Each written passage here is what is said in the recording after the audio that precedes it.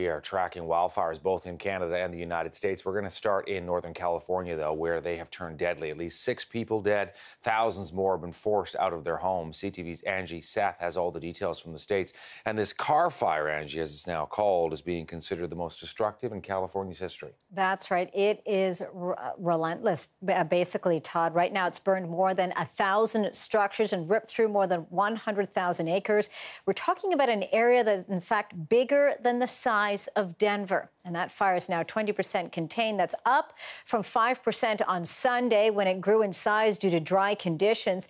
It's just one of 8 fires currently burning in the state with 1,200 firefighters working around the clock. But shifting winds and dry fuel have created devastating conditions.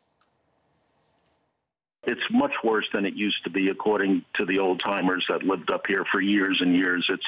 It's much hotter. It's windier. There's less rain, less snow melt from the Sierras, and everything is tinder dry. Now, some neighborhoods have been completely destroyed. Many residents in Lake Redding Estate, a cul-de-sac near Sacramento River, unfortunately will be homeless. Their homes reduced to charred timber and ash. And interestingly enough, just across the street, residents' houses are completely intact. This is the way this fire has been moving. So the house here burned down, the house here had the roof ripped off, and then my house is here and it's covered in trees. It's like an atomic bomb went off. After the fact, we got a few pictures from friends, but it was a firestorm when we left.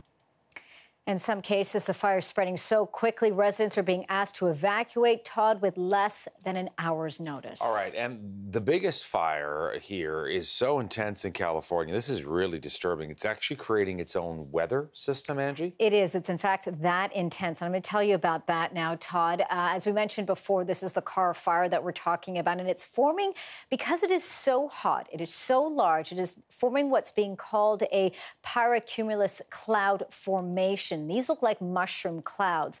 And the way these things are formed is, they can be seen for miles, and they're usually formed when the sun heats the ground and then sends warm air up. Well, things are very dry, things are very hot. It's almost like a thundercloud, basically. They produce lightning and powerful winds in different directions, of course, further complicating firefighters' efforts. Fight fires.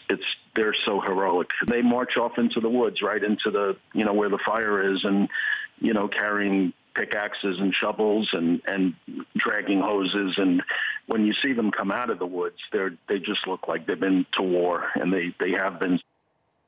Now, a very difficult situation for these firefighters. Wildfires, of course, are a common occurrence in California due to the long and hot summers. But experts say that this has been the worst start to the fire season in 10 years. Some firefighters say they're becoming worn down and unable to do their jobs at this intensity as California's fire season continues to grow and get longer, as you will, Todd. And, of course, we're going to continue to follow the developments here and bring you the latest. It's only the end of July.